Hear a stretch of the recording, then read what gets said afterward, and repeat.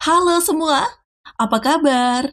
Semoga teman-teman semua selalu dalam lindungan yang maha kuasa. Dan selamat datang kembali di channel yang tentunya pasti Anda semua sudah tunggu-tunggu. Channel yang selalu menyuguhkan kutipan-kutipan yang bermanfaat dan selalu membuat teman-teman semua menjadi orang yang lebih percaya diri, berpikiran positif, dan selalu yakin dengan tujuan hidup teman-teman semua.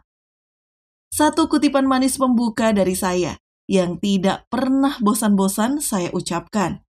Di balik segala duka, tersimpan hikmah yang bisa kita petik pelajaran. Di balik segala suka, tersimpan hikmah yang mungkin bisa jadi cobaan. Pejamkan mata Anda, fokus dengan suara saya. Inilah kutipan motivasi.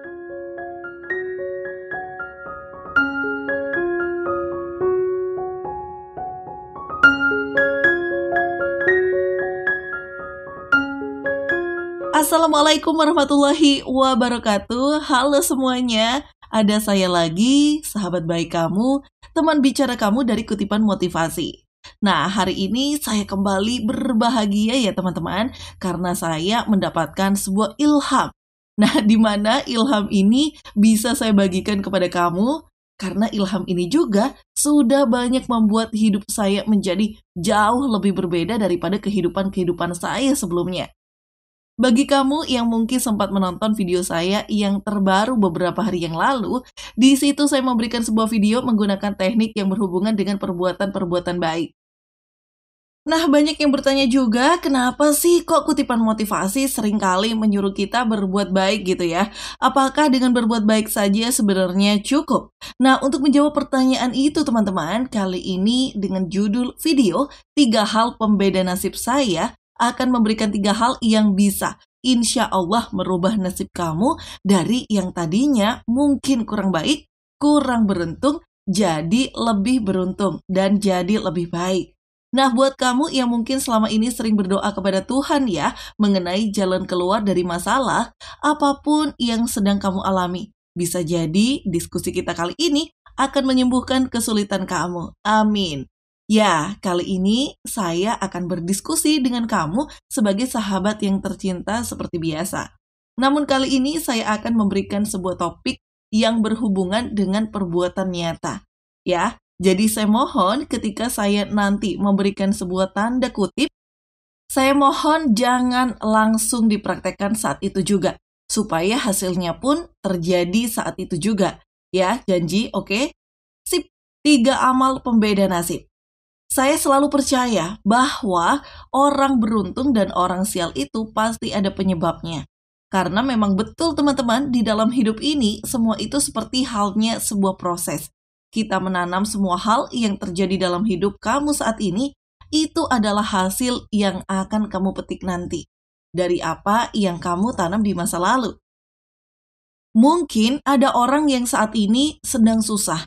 Sebenarnya kesulitan yang dialami oleh dia itu, ya salah dia sendiri, bukan salah orang lain. Karena memang semua yang terjadi dalam hidup ini adalah tanggung jawab kamu sendiri. Yuk izinkan saya memberikan kamu 3 solusi emas yang bisa membuat kamu kalau mau praktek langsung nih, bisa berubah. 3 hal mengubah nasib seseorang. Yang pertama adalah doa. Yap, betul, doa. Kalau saya bilang doa, mungkin orang-orang ada sebagian yang berkata, aduh nih Kak, doa gue dari kecil nih ya, dari kecil gue udah berdoa. Nah, kalau kamu dari kecil sudah berdoa bagus, tapi saya tanya, apakah kamu pernah berdoa kepada orang lain selain diri kamu sendiri? Kalau kamu memang pernah mendoakan orang lain selain diri kamu sendiri, bagus, sip. Pertanyaan saya berikutnya, apakah kamu pernah mendoakan orang lain yang tidak kamu kenal? Bahkan kamu benci? Pernah nggak? Nah, ini dia. Ini dia yang setiap orang salah paham. Kenapa setiap orang salah paham, mereka pikir berdoa itu cukup untuk mendoakan diri sendiri. Atau mungkin cukup hanya mendoakan orang-orang yang kita kenal. Padahal doa itu yang paling bagus adalah ketika kamu mendoakan siapapun, sesering mungkin. Karena apapun yang kamu doakan akan kembali lagi kepada kamu. Ya, mendoakan itu betul sih ya. Saya sebenarnya mendapatkan inspirasi ini dari buku-buku yang memang menjelaskan banyak kisah-kisah orang yang suka mendoakan orang lain. Tapi, begitu dia mendoakan orang lain, justru apa yang dia doakan kepada orang lain itu membuka rezeki dia sendiri. Nah, ketika saya praktekin itu memang benar. Kenapa? Karena ketika kita berdoa, teman-teman, kita sebenarnya sedang membersihkan diri. Tuhan amat mencintai seseorang yang di dalam hatinya penuh dengan cinta dan kasih. Itu fakta. Nah, kali ini biarkan saya ajarkan kepada kamu, izinkan saya mengajarkan kamu bagaimana sih caranya kalau saya mendoakan orang lain agar doa yang saya ucapkan bagi orang lain, siapapun itu, mental kembali kepada saya sebagai pelaku doa. Begini caranya. Anggap saja kamu sekarang sedang jalan-jalan atau mungkin kamu sedang berada di sebuah kondisi di mana banyak orang yang saya ceritakan dulu, ya kisah saya pada waktu itu, saya lagi jalan-jalan ke mall. Betul, ke mall. Nah, yang namanya di mall teman-teman, ada orang-orang yang memang bekerja sebagai penawar kartu kredit, ya kan? Nah, pada suatu ketika saya melihat ada seorang pemuda laki-laki yang dia itu terlihat susah gitu ya. Terlihat susah dari tampangnya nih, dari wajahnya. Saya bisa melihatnya dengan jelas. Ini orang sudah lelah, bahkan lebih terhadap kehidupannya. Nah, pada akhirnya timbul rasa kasihan dalam hati saya. Lalu apa yang saya lakukan? Yang saya lakukan adalah saya berhenti sebentar. Berjalan ya, berhenti berjalan. Kemudian saya mengambil posisi yang nyaman. Kemudian saya berdoa kepada Tuhan dengan doa seolah-olah dia adalah keluarga saya. Seolah-olah dia adalah diri saya sendiri. Doanya kurang lebih seperti ini. Ya Tuhan, saya mohon berkahilah pemuda yang ada di depan saya ini. Berikanlah dia kemudahan, keberhasilan, dan kebahagiaan karena bisa mendapatkan banyak klien. Untuk orang yang mau menjadi nasabah dia, mudahkanlah urusan dia, ringankan dan bahagiakanlah. Amin. Simpel kan doanya? Mungkin bagi kamu yang mendengarkan suara saya, kamu tidak percaya bahwa hal sepele kayak gini bisa merubah hidup kamu. Tapi coba deh, mulai detik ini kamu belajar mendoakan orang lain. Kenapa? Karena ketika kamu mendoakan orang lain, di situ hati kamu akan plong dan sejuk luar biasa. Nah, kalau kamu mau hatinya lebih sejuk lagi, ada satu lagi teknik doanya. Ya, berdoalah dengan doa terindah untuk orang yang menyakiti kamu. Yang menyakiti kamu ya, saya bilang. Ketika saya bilang kalimat seperti ini, mungkin banyak dari kamu di antara kamu yang mengernyitkan dahi. Sudah mulai protes nih. Kayak gue disuruh doain dia, orang dia yang bikin gue sakit hati, ya kan? Ada urusan apa? Enggak, ya enggak mau lah. Sebenarnya ketidakmauan kamu itu manusiawi, karena memang pada dasarnya setan selalu lebih pintar daripada manusia. Ya, mereka selalu mau supaya manusia itu hidup dalam kegelapan yang tidak pernah kesudahan. Kamu tahu kan teman-teman, obat yang paling cepat menyembuhkan luka hati itu apa? Ya, obat yang paling cepat menyembuhkan luka hati kamu adalah doa. Ketika kamu bisa mendoakan orang yang menyakiti hati kamu, bukan karena kamu ingin kembali kepada dia, bukan karena kamu mungkin ingin mengasihani dia, tapi kamu berdoa supaya kamu sendiri sejuk hatinya. Dan diri sendiri pun sadar akan kekurangannya kepada kamu. Kita ambil contoh nih ya. Misalnya, kamu kerja di sebuah perusahaan, kamu kerja di kantor. Tiba-tiba saja kamu dapat seorang bos yang kelakuannya, mohon maaf ya, sangat menyedihkan. Ya bisa dibilang mungkin kelakuannya amit-amit deh ya, cabang bayi lah ya. Setiap kali ketemu kamu, bos kamu selalu marah. Setiap kali ketemu kamu, mungkin bos kamu selalu menjelek-jelekan kamu. Setiap kali kamu memberikan sebuah hasil pekerjaan, mungkin bos kamu boro-boro menghargai. Melihat aja mungkin tidak ya, di situ kamu mulai sakit hati. Nah, di situ kamu terluka dan itu wajar. Nah, biasanya kalau orang tidak diberikan semacam pencerahan, dia akan membalas kekuatan bosnya dengan kutukan-kutukan baik itu yang langsung maupun dalam hati ya. Betul ya? Maupun dalam hati nih, menggerutu ya gitu ya. Padahal kutukan kamu itu akan mengotori hati kamu sendiri loh. Jadi kalau kamu lagi disakiti orang lain, jangan mengutuk orang itu. Karena ketika kamu mengutuk orang itu, masalah tidak akan beres, malah akan menjadi semakin bertambah besar ya. Nah, lantas cara mendoakannya gimana nih? Cara mendoakannya kurang lebih seperti ini. Anggap saja ceritanya nama bos kamu adalah Doni. Ya, anggap saja nama bos kamu itu namanya Doni. Cara mendoakannya, kalau saya di posisi kamu, ya seperti ini. Ya Tuhan, saya mohon berkatilah Pak Doni agar Pak Doni dengan kuasa-Mu diberikan kesejukan hati dan pikiran untuk menyadari kesalahannya kepada saya. Saya yakin dia hidupnya kurang bahagia. Berikanlah dia kebahagiaan, berikanlah dia kemudahan, ringankanlah pikiran dan hatinya agar dia mengerti kesalahannya kepada saya. Berkahilah kehidupan dia sehingga dia merasa paling bahagia dan ringankan hidupnya. Berikanlah Pak Doni kesadaran. Amin. Ya, saya aja memberikan contoh barusan doa seperti ini ya, walaupun ini hanya contoh, hati saya plong. Sekarang bagaimana dengan kamu? Kamu orang yang benar-benar tersakiti oleh orang lain. Kalau kamu bisa mendoakan dengan doa yang paling tulus, ya doa nggak usah bagus-bagus ya kan, yang penting tulus. Setulus-tulusnya kepada orang yang kamu benci atau membenci kamu dengan doa yang kamu berikan itu. Kalau doamu itu tulus, percaya deh, dalam waktu seketika hati kamu akan sejuk dan plong. Masalah kamu seketika beres. Cobain deh. Nah, mungkin muncul pertanyaan begini. Kak, gue mau ngedoain, tapi kenapa sih gue harus ngedoain? Apa landasan ilmunya? Kenapa hanya dengan mendoakan seolah-olah semuanya beres? Begini ya teman-teman, yang namanya doa itu membersihkan hati, sementara hati adalah lentera kehidupan.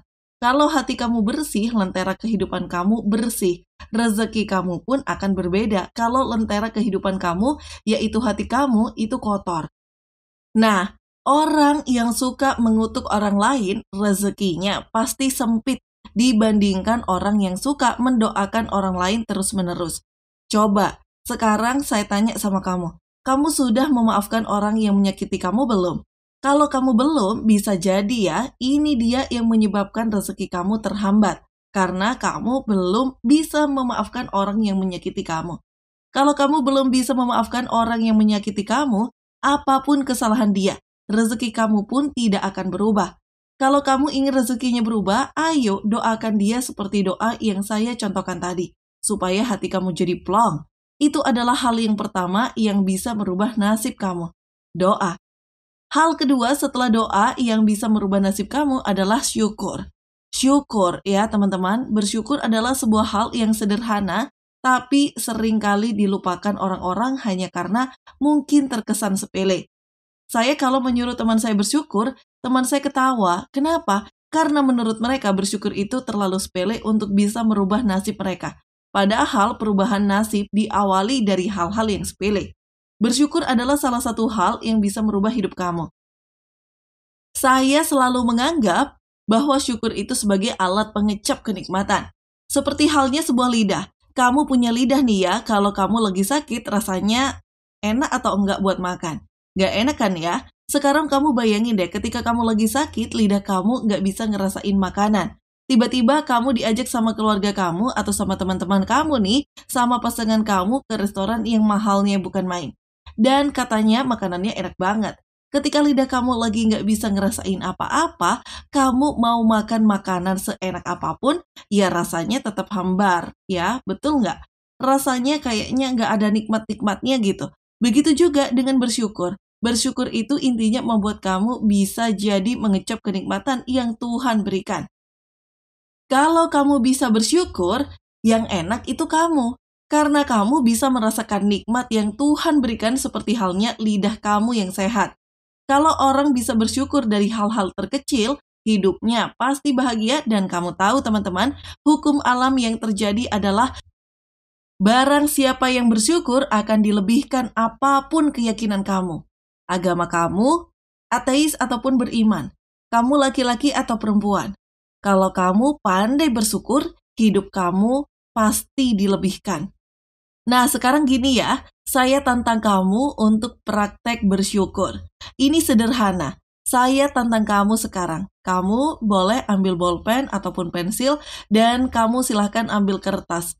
Ya, setelah kamu ambil bolpen atau pensil dan juga kertas, saya tantang kamu tolong tuliskan dalam waktu 5 menit saja 10 hal yang bisa kamu syukuri di hari ini. Kamu tulis kalimatnya begini. 1. Saya sangat bersyukur dan bahagia karena bla bla bla, ya kan? Karenanya itu kamu tulis ya. Juga sama yang bersyukur dan bahagia karena hari ini bla bla bla gitu ya. Tulis sampai 10 dalam waktu 5 menit. Bisa nggak sih? Kalau dalam waktu 5 menit kamu belum bisa menyelesaikan, ini berarti bisa jadi kemampuan bersyukur kamu yang menghambat perubahan nasib kamu. Lakukan teknik ini setiap hari pada saat kamu bangun tidur.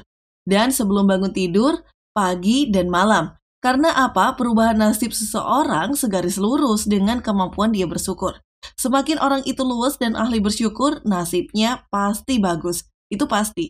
Bahkan kalau kamu gak percaya, kamu boleh cari tahu deh melalui buku yang judulnya The Magic. Dikarang oleh pengarang buku The Secret yang namanya Rhonda Byrne.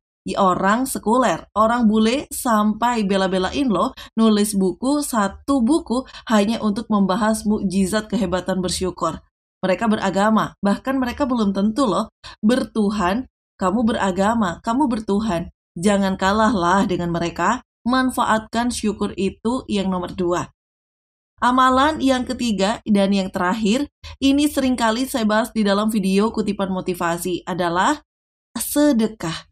Setelah kamu berdoa untuk orang lain, siapapun mereka, setelah kamu jago bersyukur, yang nomor 3, ini yang bisa membuat kamu menerima mukjizat lebih cepat daripada sebelumnya, yaitu sedekah. Saya sudah berkali-kali teman-teman, sudah berkali-kali dibuat merinding dengan keajaiban sedekah. Ingat ya, sedekah itu tidak selamanya dengan duit loh.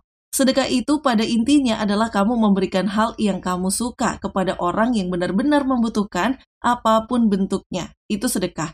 Nah, saya mengajarkan kepada kamu, kalau kamu bersedekah, doakan juga orang yang kamu tolong. Jangan hanya minta doa dari orang yang kamu sedekahin, sementara kamu tidak berdoa untuk dia. Ingat ya, yang nomor 1 tadi, doa bisa merubah nasib kamu. Doakan juga orang yang kamu sedekahin tadi. Setelah kamu bersedekah, baru minta doa dari yang kamu sedekahin. Atau kamu berdoa sendiri untuk Tuhan atas keinginan ataupun hajat kamu. Jadi kalau kamu sedekah dengan harta yang tidak kamu sukai, hartanya harus kamu sukai. Dan yang kedua, doakanlah mereka sebelum kamu memberikan harta tersebut dengan doa yang tulus. Baru setelah itu kamu meminta kepada Tuhan, apa sih keinginan kamu dengan kamu berikan sedekah ini? Itulah 3 hal yang bisa membedakan nasib seseorang. Seandainya orang itu mau melakukan 3 hal tadi, yaitu doa, syukur, dan sedekah. 3 hal sederhana, tapi kalau kamu melakukan, kamu akan merubah kehidupan kamu sedemikian hebatnya. Saya sudah berkali-kali merinding merasakan kehebatan 3 hal ini. Sekarang giliran kamu lakukan hal ini. Dan kalau kamu tadi ada yang kelewat apa perkataan saya, dengarkan atau tonton kembali video ini berulang-ulang ya. Dan saya mohon tolong praktekkan karena kalau kamu praktek, kamu sendiri akan merasakan kehebatan 3 hal perubahan nasib ini. Masih bersama saya di sini dari kutipan motivasi. Sahabat baik kamu, teman bicara kamu. Tetap semangat dan selalu bersyukur. If we never try, we will never know. Bye!